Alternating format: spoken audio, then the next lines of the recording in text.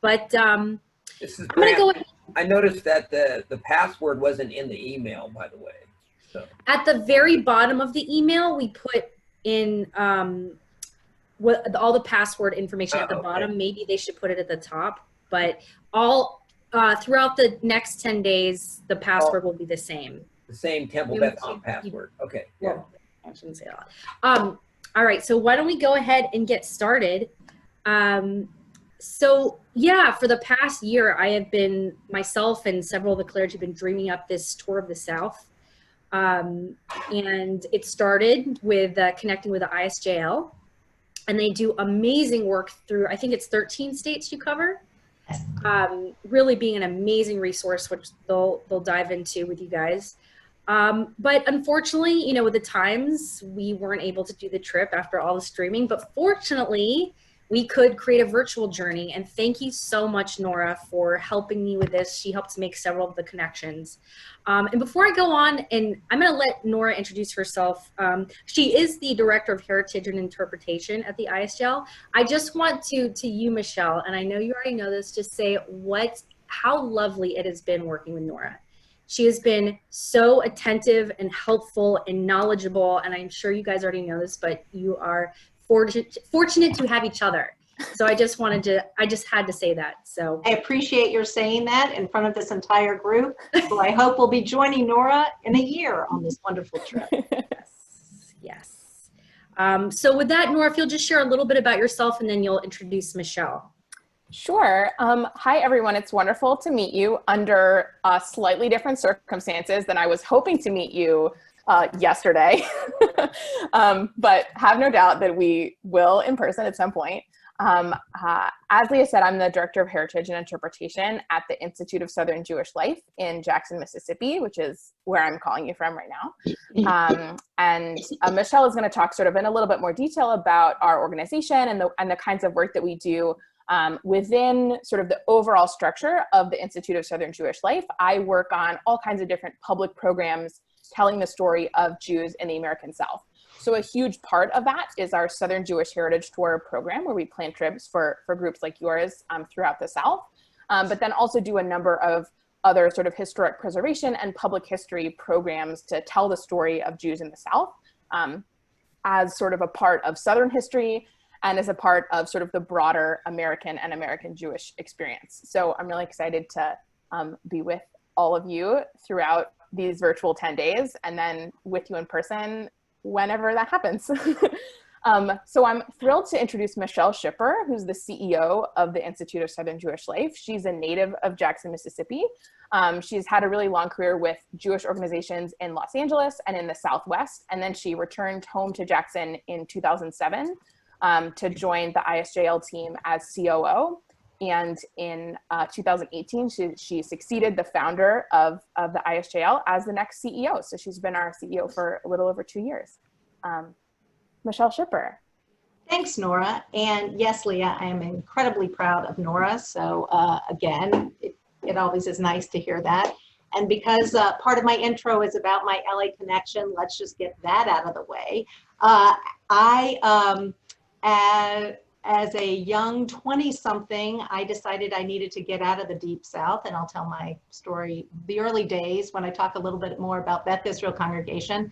So I moved to Los Angeles and began working at Wilshire Boulevard Temple Camps, and was there for a number of years, where I ultimately met my husband, a native Los Angelino.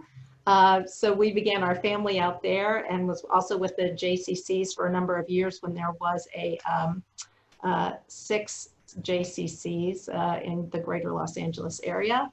And then after several years there, I moved on to Albuquerque, New Mexico. So I started heading back east and was the executive director of the JCC there. And but I still have family in Jackson, so I would come back and visit once a year, and was hearing about this organization called the ISJL.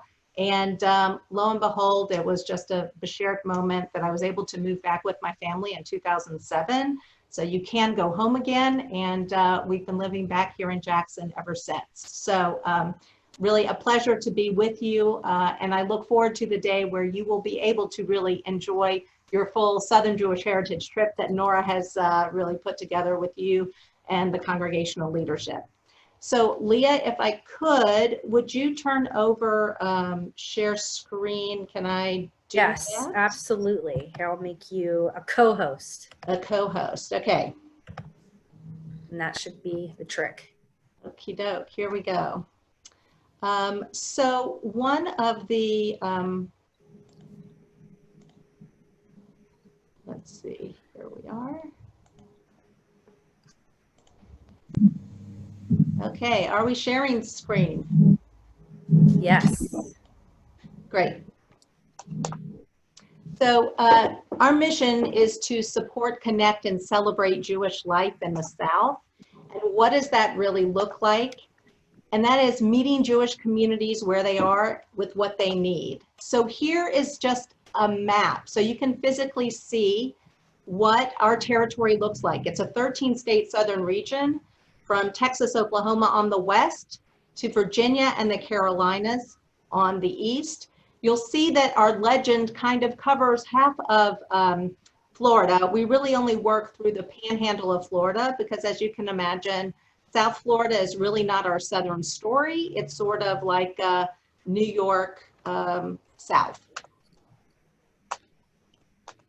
So here we go. So we've got this wonderful photo with these two young boys in the photo.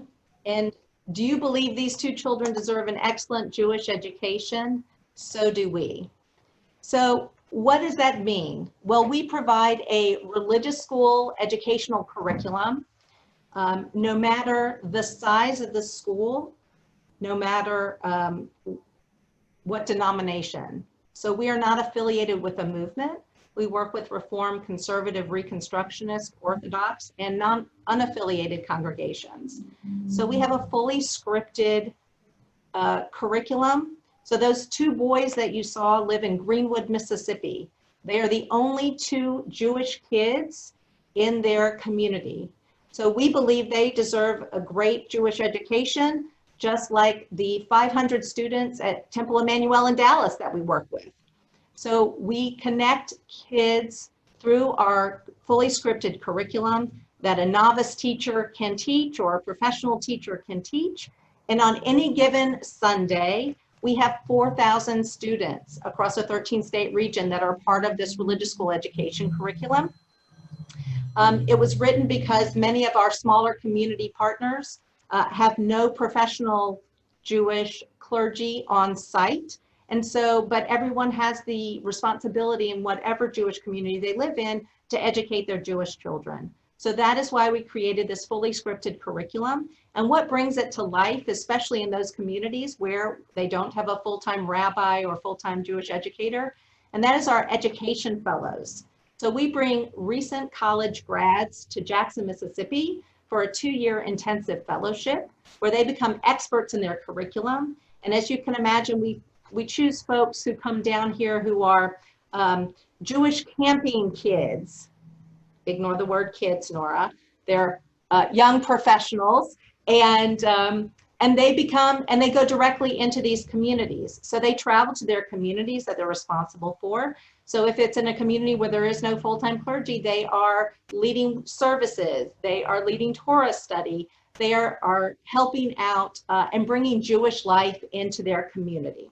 So we currently have 10 education fellows, as I said, working with 4,000 students under the supervision of a rabbi and another former fellow who returned to us after getting her master's degree this past December.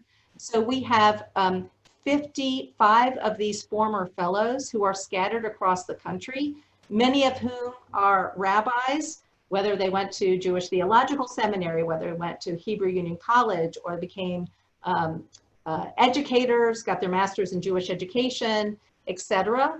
And 85% are still involved in the Jewish community, whether as a professional Jew or as a volunteer in their community. So that is our education program.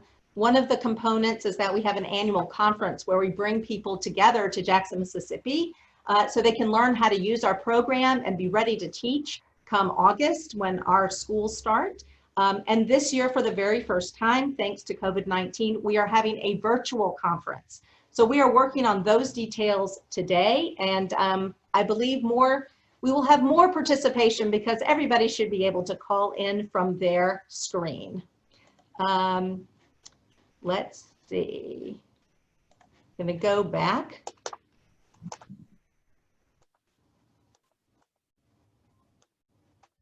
Okay, can you see the screen?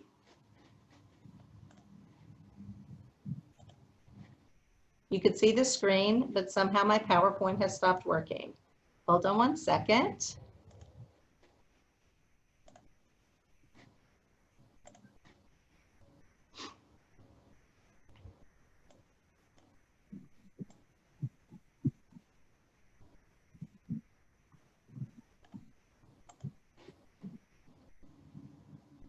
So this is what our map looks like in terms of our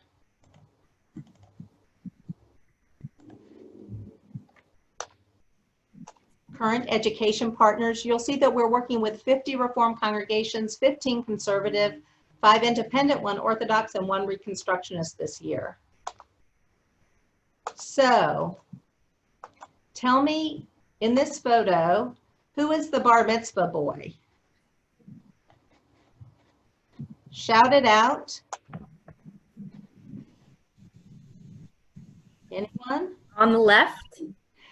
You're so correct. So we had this lovely 70-year-old individual who lives in Vicksburg, Mississippi, who had never had a bar mitzvah. And so our rabbi on staff, Rabbi Jeremy Simons, first of all had to teach this individual how to use Skype because he had never Skyped before. And our rabbi taught him his Torah portion and his lessons via Skype, and then went to this small community when it was time for the official bar mitzvah. So our rabbi, we have 1 full-time rabbi on staff who only serves those congregations without a full-time rabbi. Within our 13-state region, there are over 100 of those congregations. Yes, you heard me right. Over 100 congregations without a full-time rabbi.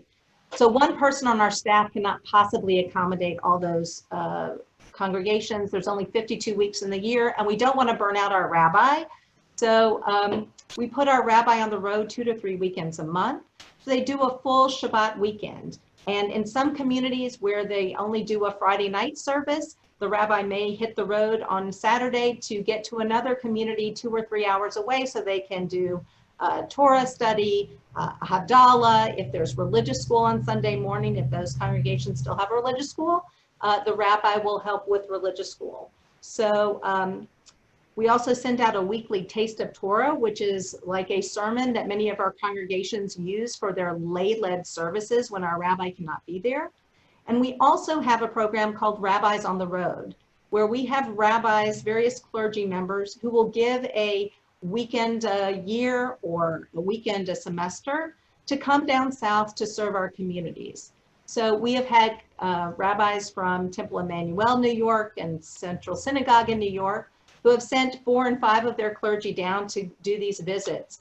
And not only is it enriching for the congregation members who are there, and by the way, they may have 10 members there in services, and that may be 90% of the congregation that's left in that small community.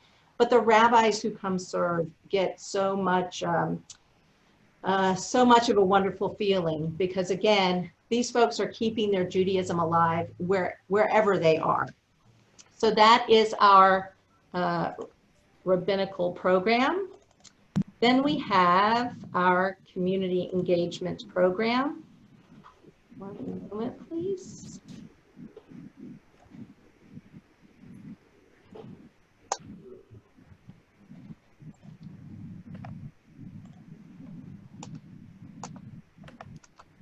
So our community engagement department embodies the proud tradition of pursuing justice in our communities, which is an important element of the Southern Jewish experience. So this is really our Tikkun Olam wing of the organization, where we have dynamic literacy programs and a peer mediation program. that we've put together in middle and high schools, and Judaic programming that explores the intersections of social justice in Judaism and the South. And so in this way, we continue the good work and recognizing that it's a powerful aspect of our overall program. So this department specifically works with the greater community, including public schools, libraries, etc. So this is Nora's Department of Heritage and Interpretation. So we hope that you will be able to come to the South for your full travels, as well as Nora brings dynamic programming in addition to the tours, educational programming to bring Southern Jewish history and heritage to life. So this is our cultural programming department. I'm going to stop for a moment. So in Los Angeles, on any given night, you can hear a great speaker, a great Jewish lecture, or performance, etc. So in many of our small towns, that's not typically accessible. So instead of sending and raise your hand if you know Ron Wolfson, are familiar with Ron Wolfson? Okay. Instead of having Ron Wolfson fly into Dallas, do a presentation one evening and fly right back home to Los Angeles, we would put Ron, and we flew him into New Orleans. He did a Shabbaton weekend with one of our synagogue partners there. And then we put him in a rental car for another 4 days. So he went to communities, medium-sized, small, to really share his incredible words with those communities. And because it's like a shared tour, so there's a shared expenses, and it's access to a community that perhaps Ron would never have known to reach out to some of these smaller communities. We also recently had Jewish Women's Theater Group of Los Angeles come for a tour in the fall, and we put them on the road to, I think it was 7 different states, several different communities, large and small. One of their final stops was here in Jackson, Mississippi, and it was fantastic performance. And so it really introduces our community members to excellent cultural programming and speakers and authors and performers. And because they work with the ISJL, we take care of all the details. So for one of these authors or musicians, they don't have to worry about how am I getting from point A to point B. We do all of that for them. And our community members really reap the benefit of having this enriching cultural experience.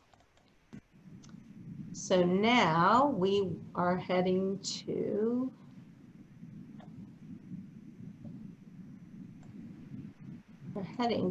our history department.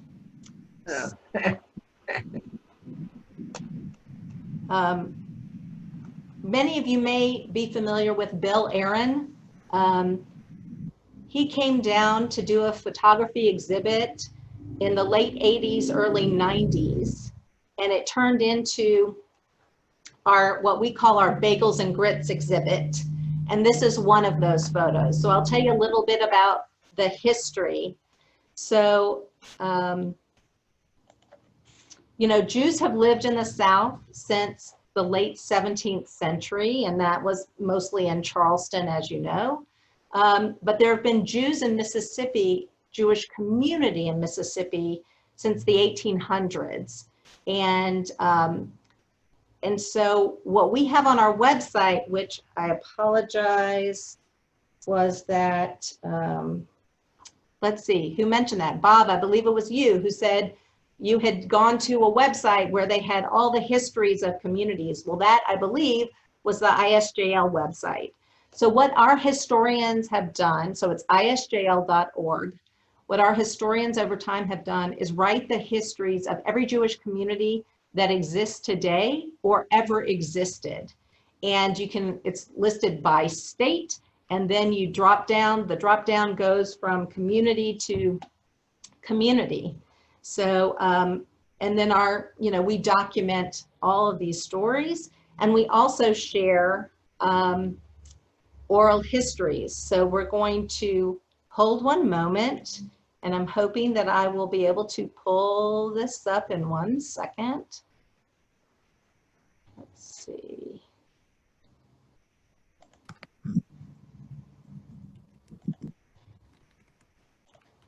Give me 1 moment, please.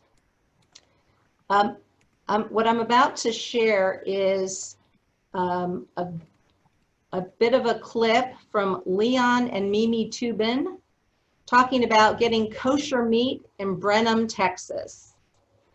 So 1 moment.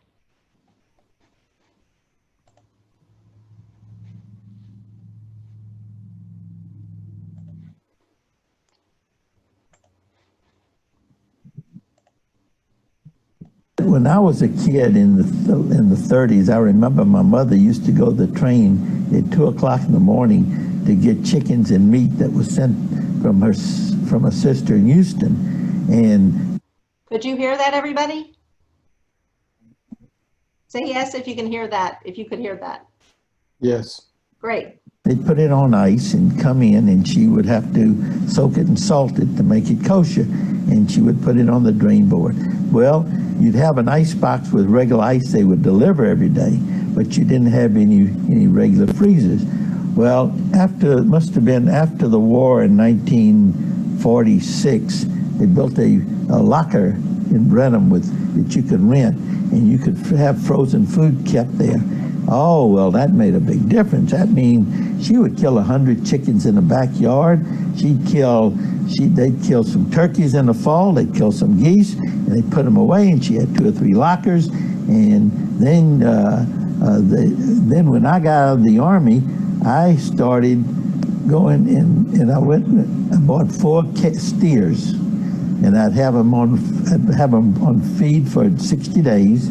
They'd weigh about 600 to 800 pounds, and the chef, the person who did the slaughtering, would arrange to come on a weekend, and on a Sunday, and we'd have help there, and the slaughterhouse would open up and let us cover all the tables with cardboard and use the place to slaughter. And they'd have to take these animals, because you couldn't hit them in the head, you couldn't shoot them like you normally do with meat that was not kosher, and lay them down, and with one stroke, it must be cut without without a sawing motion. The animal must not suffer. It must be one swift motion and bleed it out.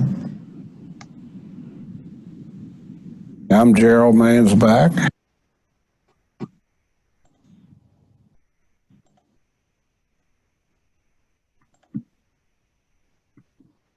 So that was just a snippet. So in our Encyclopedia of Southern Jewish Communities, we have a number of these embedded oral histories, which certainly makes the stories come to life. I'd like to share with you a moment of just my own personal story. So my grandparents owned some land in the Mississippi Delta in Clarksdale, Mississippi, which may be familiar to you. It's sort of home of the blues. And so some of the family members owned land, but my grandfather and grandmother owned a little grocery store. And it's the story of immigrants and Jews in the South, where, they peddled for a while with, they had their push cart, or they had something on their back. And for many of them, they were, especially in Mississippi, they would go either up the river from New Orleans up through Mississippi to Memphis, Tennessee. And then as they became more, as they were able to make more money, that's when the sort of stores began. So they would start peddling, and they would, find a home and open a store. So my grandparents had a little grocery store in Clarksdale, Mississippi. Now, there were a handful of Jews in Clarksdale. So my mother and her brother went to religious school there. But when it was time, when you were a teenager and it was time to date, you know, you're not going to date the one other kid that you grew up with. So I grew up in Jackson, Mississippi. There were 4 Jewish kids my age. It would have been like dating my brother if we had gone out on a date. So what they did at the time was they'd have these social dances in other small communities in the Mississippi Delta. So, or the Arkansas Delta, which here in the South, you don't have a problem with driving 2 to 3 hours. And I'm not sitting here talking about sitting on the rush hour on the 405 for 2 or 3 hours. I'm talking about really rural roads and traveling great distances to congregate, to build that community. And so, you know, that's part of sort of their history. And when the kids, when my mom and my uncle moved away and went to college, they did not come home. And I think that's the story. It's not just a Southern story, it's sort of the national story. Unless you had a business that was thriving, that your children would want to get educated and come back and go into that business, many would head to larger cities to make a life for themselves. So if you had told me when I left Jackson, Mississippi to go to Los Angeles that I would ever make it back to live in Jackson, Mississippi, I would have said, you're kidding, you're joking, because I had decided I wanted to do work in the Jewish community. How could I possibly do that in Jackson, Mississippi? So some of you may say, why the ISJL, why this wonderful organization that employs 24 people, why Jackson, Mississippi? And the simple answer is, well, our founder, Macy Hart, lived in Jackson, Mississippi, and that's where he founded this organization that works with a region and a territory that he knows.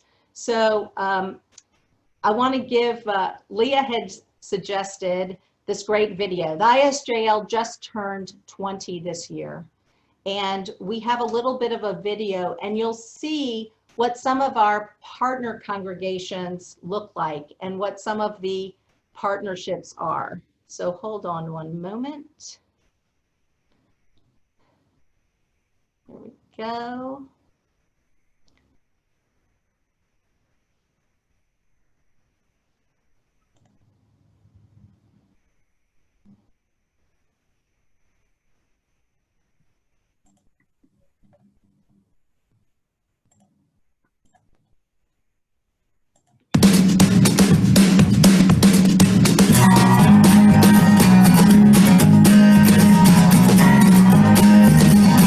Yom Huledet Sameach. Happy birthday, ISJL family. Happy birthday, ISJL.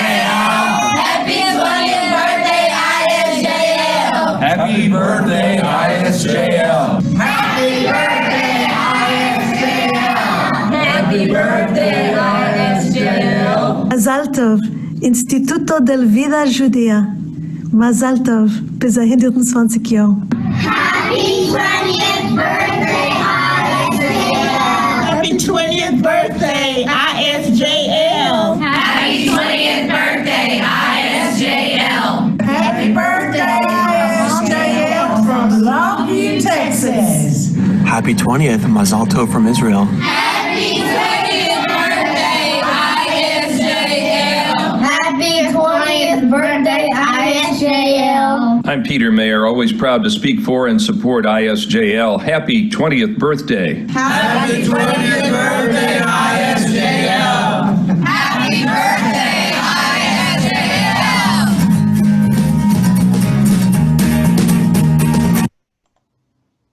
ISJL. So that last group was one that Nora was traveling with on a tour that I hope that you also will get to experience when you're able to join us. So what you saw is some of our community members from across the South. Again, we work with a diverse population. Before I get into a little bit about Jackson, Mississippi, and Beth Israel congregation here, does anybody have any questions And if you just want to unmute yourself, I think if that's So okay. yeah, if you have any questions, there's a feature where you can raise your hand up below, or even just physically raise your hand, and I will keep an eye out. So does anybody have any questions at this point? If not, we'll, okay, let's hear from Rachel. Hold on one second. You're still muted. There you go. Okay. I was thinking, as the list of communities we're running, that a number of communities in the South have a big U.S. military presence. And I was wondering if you did any networking with Jews in the military who may come from other places but are stationed in the South. Sure. It's so interesting that you say that. Our current rabbi is part of the Army National Guard. And so he has really, in addition to his work with our ISJL partners across the region, he's also tried to participate with the base that is in Gulfport, that's a Navy base in Gulfport, Mississippi. And when he is in a variety of communities like Panama City, where they have, in Pensacola, where they have an air base, certainly tries to bring into those community partners. And many of our, the kids are, in some of these communities, are military kids. I mean, there's different bases throughout. And so, they could be part of our education program. We also try to send cultural programming their way, obviously not on base. That creates a whole other set of issues and constraints, but in the nearest synagogue nearby in these communities. Does that answer that question? Yeah, thank you. Sure. All right, well, I don't see any other questions at this time. So if you want to talk about Jackson. Sure. So as I said, I grew up here in Jackson. My parents owned the only deli in the entire state of Mississippi. So that, I think, was my first entree into the Southern Jewish community, as it were. There is one Reform synagogue here in Jackson, Beth Israel Congregation. There's always only been one synagogue here. And as you can imagine, folks move from all over the country. Just so you know, Jackson is the capital. We have the University Medical Center here, which brings in a variety of doctors, physicians, other health professionals. It's also a lot of lawyers. It's the legal capital here. And so, people were coming with very varied backgrounds. So over the course of years, the congregation, although Reform, has tried to be the big tent that brings everybody in some way. So when I was a child growing up here in Jackson, we only had Friday night worship services. Historically, this congregation was classically Reform. Most of the service was in English, and we had an organ and a soloist, and that is what I grew up with. As Reform Judaism has, I think moved in a bit more traditional over the years, and because we've had now some of our congregants who came from Orthodox or conservative backgrounds, we now have a Saturday morning minyan that people participate in, and we have started having Havdalah service regularly at the congregation as well. So I think there's, again, as members of the congregation, and when you're in a small community and there's no shul shopping, as there might be in Los Angeles, it is, one size fits all. That is what we do. And if a congregant has an idea for a program or adult learning opportunity, all voices are really heard. In terms of the congregation and a little bit of its history, as many synagogues began, it was really a small group of folks who were here in Jackson, and the first thought was we need to buy land for a cemetery.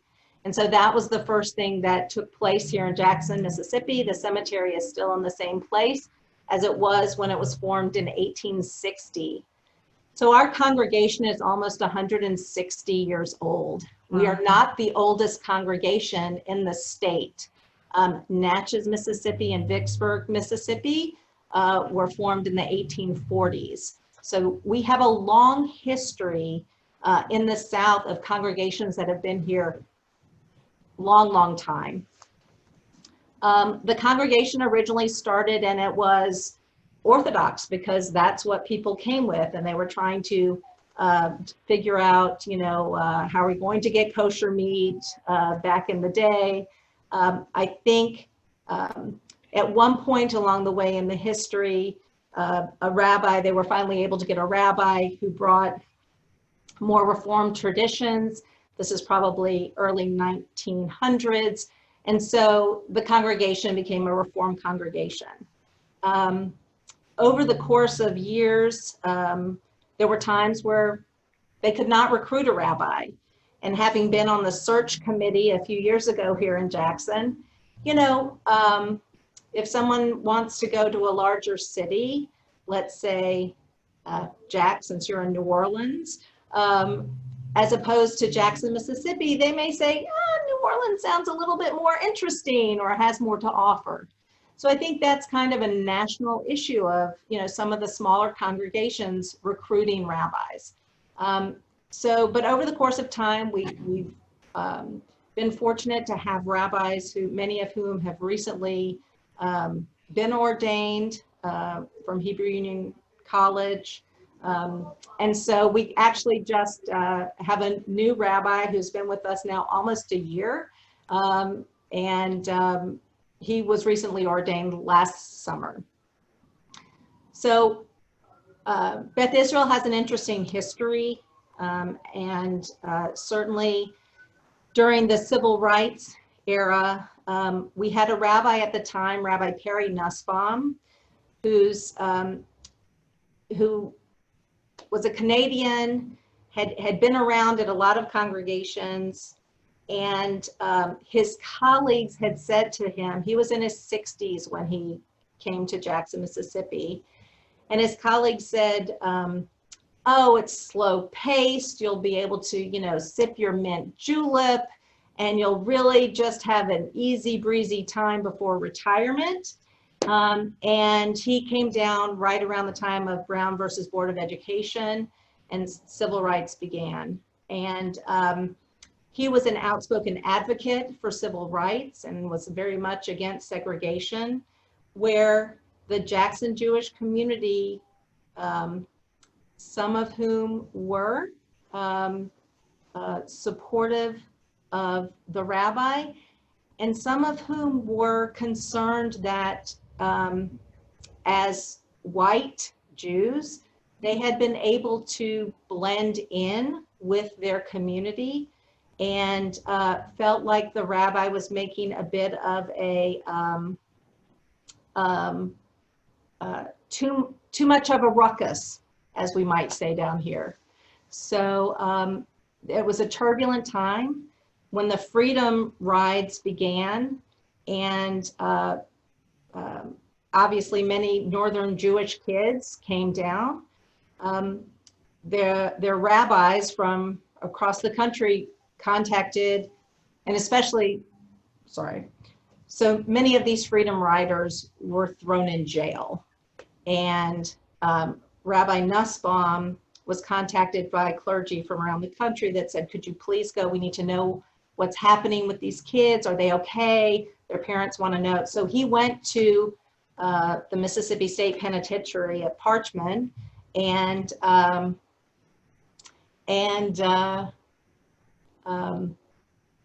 would write letters to these parents saying, I saw Joseph, he's doing okay, et cetera, and getting those letters back, so getting that communication back. Again, it was quite a turbulent time, and in 1967, Beth Israel just had this spanking new, brand new building that in the spring they moved into. In September of that year, the building was bombed by the Ku Klux Klan. The bomb we were so fortunate that no one was injured. The bomb would have gone off in the rabbi's study. Fortunately, he was not there. People from the community, and at that time, you know, a lot of the Jews lived near the temple. It's no longer exactly like that. Everybody lives wherever they live these days.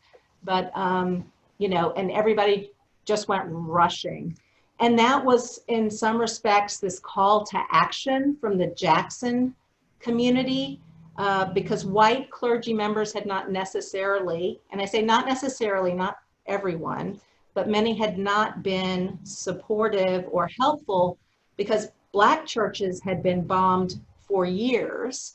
But this was a wake-up call for the Jackson community. And so, and because the rabbi had really tried to outreach and to interfaith colleagues and community.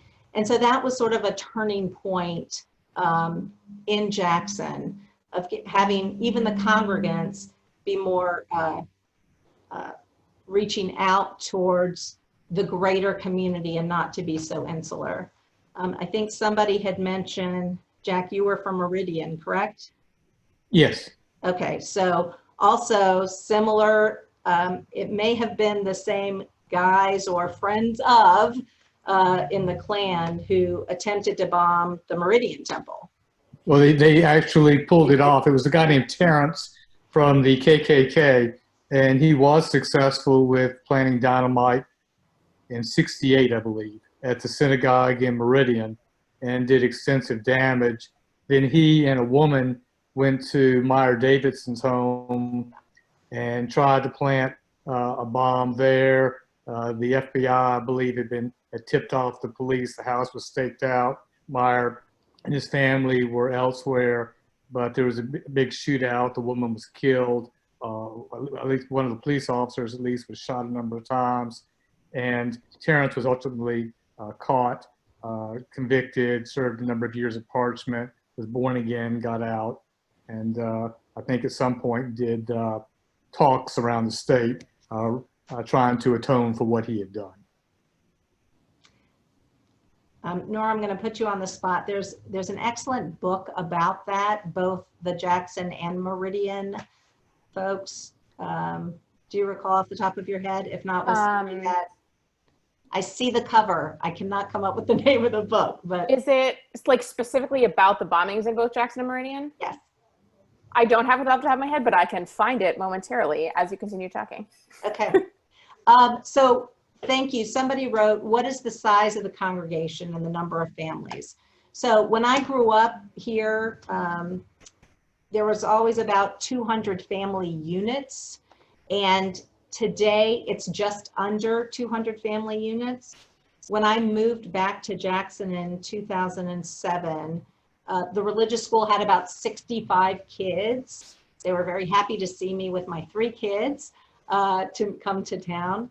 And today there's about 30 kids in the religious school. However, there are some youngsters who are now 1 and 2. So in a couple of years, they will help grow the size of the religious school. The congregation had most preschools 40 years ago at the time were only affiliated with churches. And so there was nothing for Jewish kids or non-Christian children. And so Beth Israel Congregation had a non-sectarian preschool for 40 years. We just recently had to close our doors because now preschools are in elementary schools and there's public and free preschool these days. But that was really a boon to the community, and really another way that we reached out to the greater community. So in recent years, Muslim kids and Hindu kids and all others who were not looking for a specific Protestant or church community were welcomed into Beth Israel Congregation. We always had a big community-wide, what we called bazaar. So we would, as a member of the sisterhood, we would cook and cook and cook. cabbage rolls and brisket and kugel, and we would have a day of food. It was the bazaar, and the community would love to come and eat the Jewish food for a day, and it was an opportunity for us to really welcome our doors wide to have people come in. And unfortunately this year, we had to postpone and then cancel that. But what we did was a couple of our members donated all the food to a local food pantry. And so we were grateful that all of our efforts did not go to waste. I think that's part of what everyone's doing these days. How can we continue to give even during these challenging times? So let's see. Hold on one second. The first map of the region, we do have partners throughout Kentucky. Someone asked about Kentucky. So some of our dots maybe not exactly to scale, but we work with Lexington, Kentucky, Louisville, Kentucky. Our rabbi's been to Owensboro. They have a very small synagogue there. And most folks stay, because Louisville is so close to Cincinnati, but no, they definitely stay on the Louisville side. There's actually 2 congregations there who have a combined religious school that we have worked with in the past. Can I actually ask a question real quick? Sure. Well, it's not necessarily a quick question, but a theme that has come up throughout this whole experience of putting this together and in talking to people is this idea that now there are so many Jews coming to the South for these civil rights tours. Yeah. And how that's both really exciting for the Jewish community to have all these Jews coming into town. There's also this sort of conflict in the sense of not wanting to feel shamed for the part of the history where Jews maybe did not support civil rights, or maybe they even were pro-segregation. That there's just this sort of internal conflict, but also there's a deep pride of being Southern and a real love for it. So something I want us to be mindful throughout the next 10 days is that there is this, if you could kind of speak upon that sort of internal challenge that might come up for people. So I'm going to speak a little bit about it, and then Nora, let's tag team if we can. For many, it's a generational issue. Those folks who lived through that time period, I mean, I'll say I was a kid during civil rights, so I did not have a real experience with it. That being said, I think some of the folks that you might meet along the way,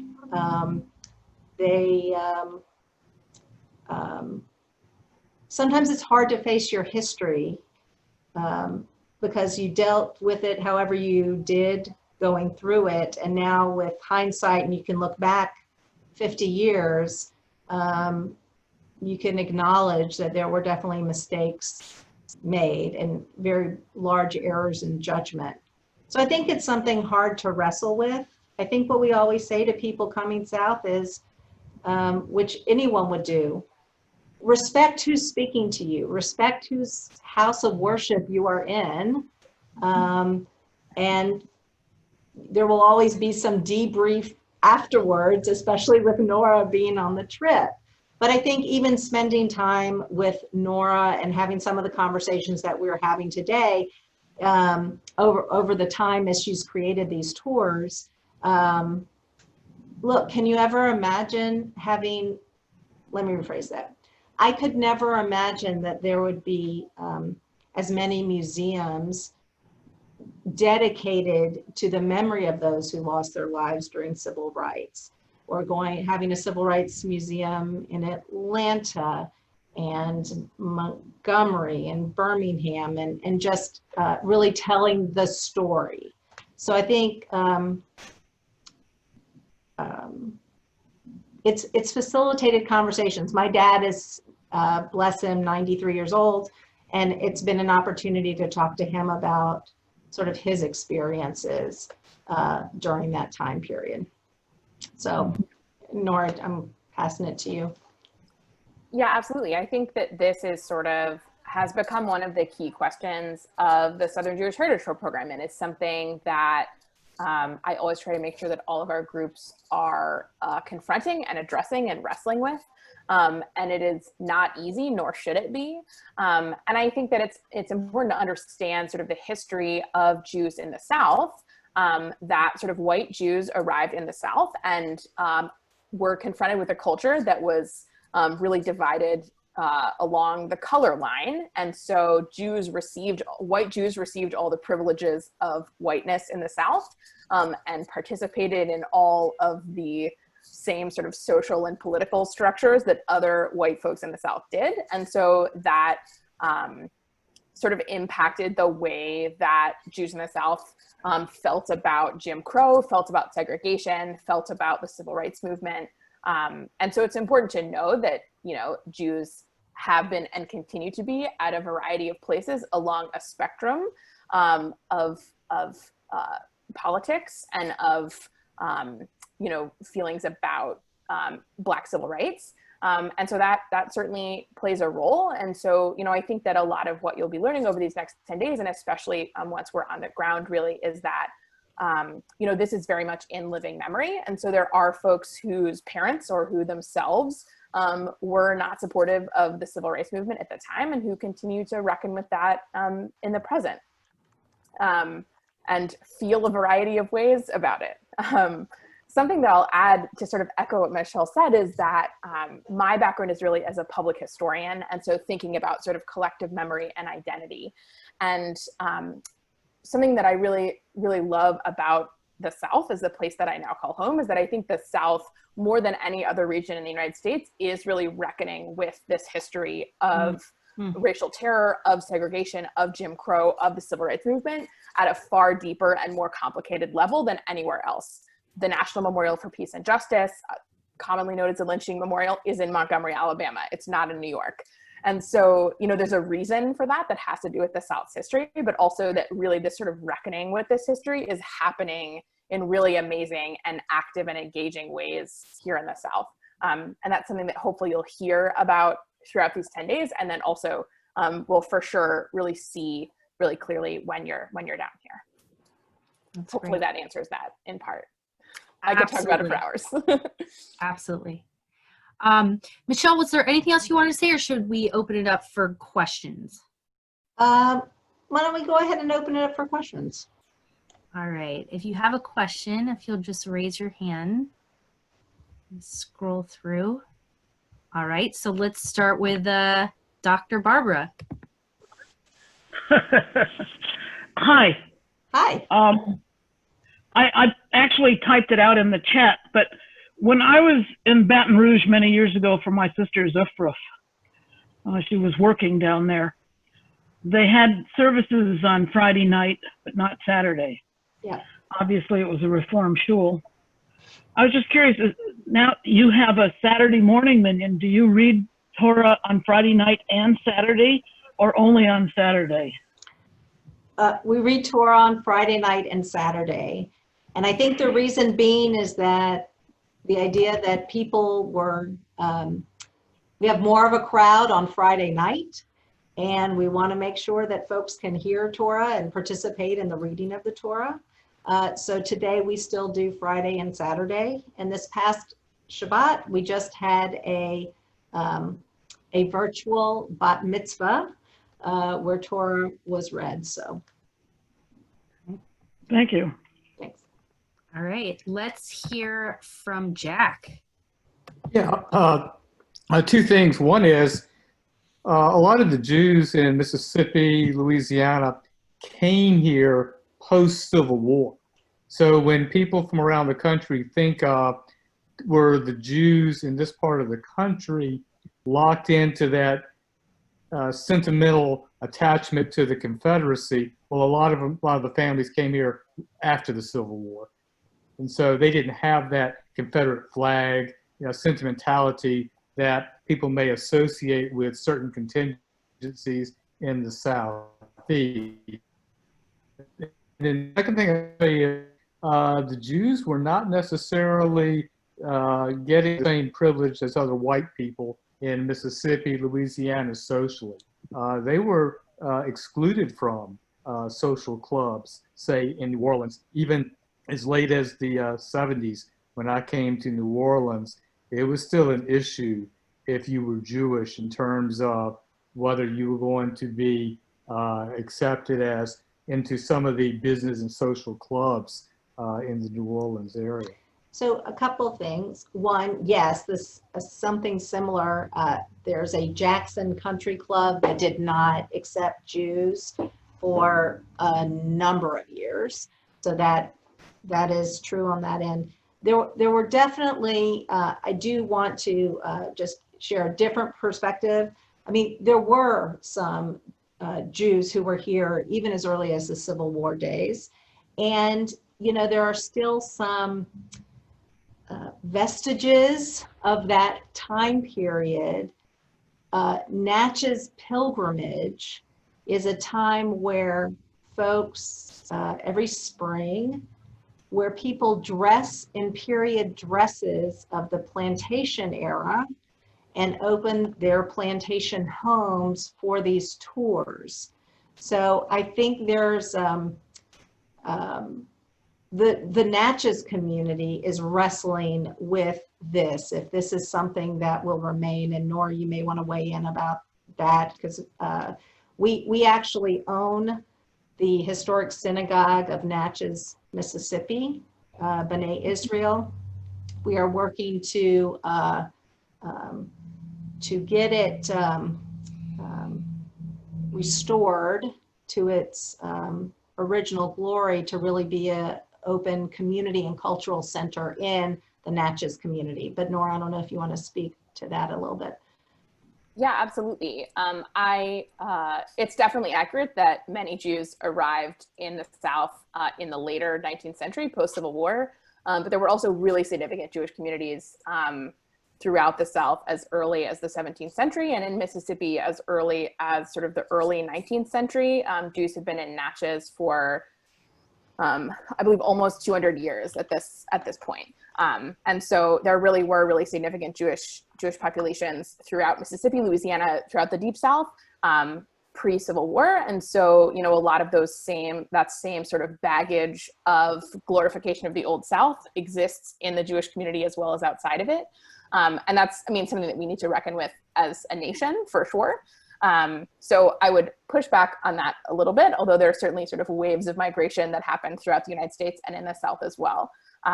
But, you know, really the sort of the story of the early history of Jews in the South, as is the early history of the entire United States, is that everyone in one way or another is connected with the institution of slavery, whether they are enslaving people themselves or whether they are purchasing goods that are produced in the South using enslaved labor, or whether they are, you know, running stores or sort of somehow participating in the cotton economy in that way. And so that is, again, part of the story of the South and therefore of the Jewish South. And so that sort of history remains and is something that we need to confront constantly in our work doing Southern Jewish history and thinking about all these communities. All right, so maybe we have time for, okay, Brant, let's talk to Brant. Let me unmute you. Well, it's good to see you, Lee. I didn't realize that. Never been inside your home. Oh, I was in the other room, but dogs and I guess this is virtual life. You have to adjust. This is my room. My question is, and I understand about the history of the South and the Civil War, and there might be people that are sympathetic or business-wise were connected to that. But is Southern Jewish life in small-town South any different than small-town Jewish life in Oklahoma or in Montana or in Wyoming or in any other state? Because when I talked to my cousin Jack, who you've heard from, he had a much more vibrant Jewish life in Meridian than exists there today, because all of him and his friends became professionals, not business people like storefront people, and they all moved to New Orleans or to Houston. So is it the same thing? You know, I'm originally from Topeka, Kansas. People move from small town Jewish life and they come to Los Angeles, they come to New Orleans, or is the story about Southern Jewish life different because of the history, or is it like small Jewish life in any other small town in America? No, I think it's a lot like small towns throughout America. I think what we're seeing is, I mean, there was at one time a very, throughout the state of Mississippi, you know, there were congregations. Well, let me put it this way. Jackson, Mississippi is the only congregation with a full-time rabbi in the entire state of Mississippi. So many of these smaller congregations have either had to close their doors or have a part-time rabbi or a lay-led service because their community has you know, progressively gotten smaller as the youth, whether they went away to college and just did not come back to these small towns. So there is a fondness and this, I want to say this Southern Jewish memory and experience that no matter where the Southern Jews left, there's still this incredible hold. So just so you know, we've got a board that's a national board. They live all over the country, but they all either grew up in the South or had their families were from the South. And so there is still this tie and this pull to continuing to participate in some way in the South, in these Jewish communities. And what we do is, as part of the ISJL, we honor those communities. We're sort of a, if you want to say birth to death, like as long as somebody wants to maintain their Judaism, even if they're down to fewer than 10 people, we will still read Torah, we will still do a full service, we will still celebrate you as a Jew in your community for as long as you are able to, and as long as we are able to participate with you. So that's really important to us. But yes, it's a similar story around the country. Smaller towns are getting smaller. The large cities, I mean, Atlanta, Dallas, and Houston are the largest cities in the South by far, with a lot of Jews who are moving from everywhere, from small towns, but also from up north to Atlanta. So we're seeing that as a national issue. If I could, there's one other question that was, is there a Sephardic presence in the Southern Jewish community? Is it primarily Ashkenazic? There's primarily Ashkenazic, but I am going to send Leah the link to our most recent newsletter called Shalom Y'all, actually maybe 2 issues ago. But there is there's a strong Sephardic population in Montgomery, Alabama. And so I want to get you that information. And with Rabbi Kramer? Rabbi Kramer, yes. We'll be meeting him next week. Oh, terrific. Great. Yeah. Great. Well, I don't know if there's any other questions, but I did want to just real quick kind of go through the itinerary really briefly of what we're up, what's coming up. And then Nora, since tomorrow is the College of Charleston, we're meeting with Mark Swick and Deb Silver. If you don't mind just sharing a little bit right now about the community there, just so they have a bit of a window. Sure, yeah. So Charleston is really one of the earliest Jewish communities in the country. For a while it was the largest, and then several people moved to New York, and New York won. But so Charleston has this really rich Jewish community, a number of different congregations. There's a Jewish day school in Charleston, Orthodox, conservative, reform congregations. There's a significant Israeli population actually in Charleston, which is really interesting. But it's a really vibrant community. And a lot of that is really centered in the College of Charleston. You'll meet Mark Swick, who is the executive director of the Jewish Historical Society of South Carolina, as well as a member of the staff of the Center for Jewish Studies at the College of Charleston. And also based at the College of Charleston is the Jewish Heritage Collection, which is one of the most significant archives of Southern Jewish history in the country, along with a few other archives sort of spread throughout the South, and of course the American Jewish Archives and other places nationally. It's really a significant repository and research center for Southern Jewish history and Southern Jewish life. So tomorrow you're really going to learn about sort of what the history of Jews in South Carolina and in Charleston is, but then also really sort of what the community of Charleston is now. And so I'm excited for you to have that experience. Mark Swick is also a former ISJL education fellow. I was waiting. Yes, so we are always excited to share ISJL staff members who have remained in the Southern Jewish community professionally or personally in a variety of ways. And he's a terrific resource, and I know is really looking forward to meeting all of you. Wonderful. And that call is tomorrow at 4 p.m. Now, just take note, all of the times listed on the website are all PDT. Dr. Barbara, I said PDT, not PST. Thank you for that. And so then the following day we'll be in Savannah with the rabbi of the conservative community and Lynn Reeves, who grew up in Savannah. Then we're heading to Macon. We'll be meeting Marty and Elmo Coplin, Temple President, lovely couple. I did this, I did a pre-trip and went from city to city and met all these people, absolutely lovely. Then we're gonna go to Atlanta, talk to someone from the Bremen Museum. Thank you, Nora, for that connection as well.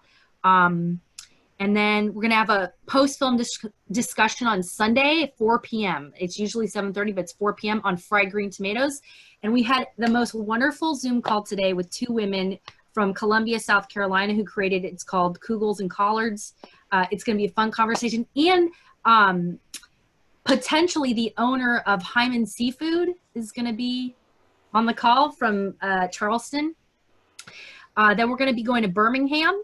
We're going to talk to someone from the Birmingham Holocaust Education Center. Their mission, I mean, they're going into the community and not necessarily interacting with many Jews. They're out there connecting with communities who may not be as familiar with the Holocaust and really have a very special mission. Then we're going to Montgomery and meeting with Rabbi Stephen Kramer and Adiela Bennett, who I met in Montgomery. She's a Dexter King community member. Then from there, we're going to Selma. We're going to be meeting Ronnie Leet, who's one of the very few, I think it's 4 or 5 community members of on Israel. And we're meeting Diane Harris, who was a student activist during the civil rights movement and an original foot soldier. And then Jerry Anderson, who's a dentist and a Civil War historian. And then we're concluding in New Orleans with 3 rabbis from all the denominations. So very exciting. Email me if you have any questions. I know some people automatically was able to Zoom in and some people had some issues. But let me know if you have any questions. Also tonight we have Yom HaShoah ceremony, 7:30. And then tomorrow we have a Holocaust panel with Michael Berenbaum on the role of the Holocaust Museum today. I do see, Rebecca, your hand. So why don't you take us home with your question. All right, so this is actually Leonard. Oh, Leonard. I'm tag teaming over here. I was wondering, other than the big cities, when the Jewish population, when the Jewish community peaked in the South. It seems like everybody else is slowly disappearing. I'm going to turn it to you, Nora. Sure. So it's a little bit different state by state, but generally sort of there's a peak in the between like 1910 and 1940, somewhere in there. And it really is sort of like generational, right? Because there's this first generation who are working as peddlers and then possibly opening stores. There's a second generation who's running these stores. And the following generation are often folks who are going off to college and not returning. And sort of as there is the rise of big box stores and then online retail, a lot of these sort of Jewish businesses aren't able to sustain anymore. And so things sort of start, there tends to be sort of a population decline beginning in between the 70s and beyond. But really the peak is sort of between 1910 and 1940, I would say. All right, thank you. Wow. Right. That makes sense. All right, so I think that's about it. Bob, Ruth, I'm going to be contacting you with some virtual questions. I was trying to figure out how to put some pictures up behind me and I can't seem to get that down. But anyhow, thank you, everybody. We hope to see you tomorrow, 4 p.m. PDT. And thank you so much, Michelle and Nora, for your time and efforts. You guys, thank you, thank you, thank you. And we hope to connect with you again soon. And Nora, I don't know if we'll see you on any of the other calls, but let's be in touch soon. Yeah, absolutely. Enjoy the rest of your tour. Thank Thank you you. so much. Bye-bye. All right, y'all. Talk to you later. Bye.